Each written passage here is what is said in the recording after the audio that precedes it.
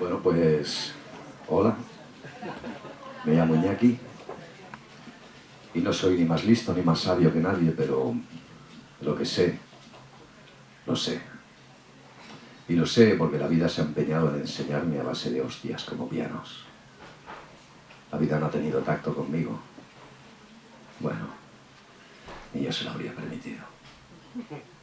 Soy el segundo de 4 hermanos y por el motivo que sea siempre fui el favorito de mi madre, lo que me valió por parte de mi padre los apodos de pelota y alcahuete. Pero como más se refirió siempre mi padre a mí fue como el jeta. El día que mi padre murió, regresaron todos los monstruos que fue. Y admiré y amé su decisión de combatirlos. He conocido el amor de madre.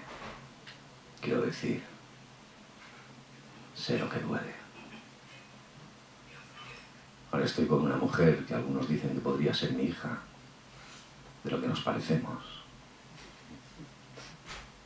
La amo como sé amar, hasta las putas trancas. La amo como lo que soy, sin sentido ni medida. Hubo un tiempo en que la palabra que mejor me definía era furia. El otro tiempo fue desequilibrio, roto. En su momento me diagnosticaron con 3 etiquetas de las que solo recuerdo 2. Supongo que la otra debía ser amnésico. En una ocasión con un profesional me dijo: ya sé que te estoy dando por encima de la dosis tope. Con lo que te estoy dando ahora mismo tenías que ser un saco de corcho. Y aún eres un volcán. En otra ocasión con otro profesional, el orden de las preguntas fue: ¿consume usted cocaína? ¿Está usted seguro? ¿Practica usted el sadomasoquismo? ¿Puedo hacerle una pregunta comprometida? En fin, la vida tiene un sentido del humor un poco extraño que a veces no termino de pillar, pero me río igual. Hacía tiempo que aprendí que la parte que de verdad duele de las heridas es la de dentro.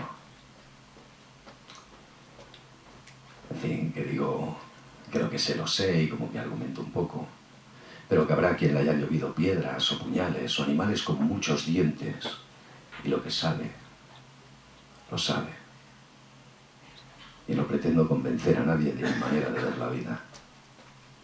Solo la comparto mientras camino, absolutamente convencido de que ninguno somos ángeles y que los demonios, al final, tampoco son tantos.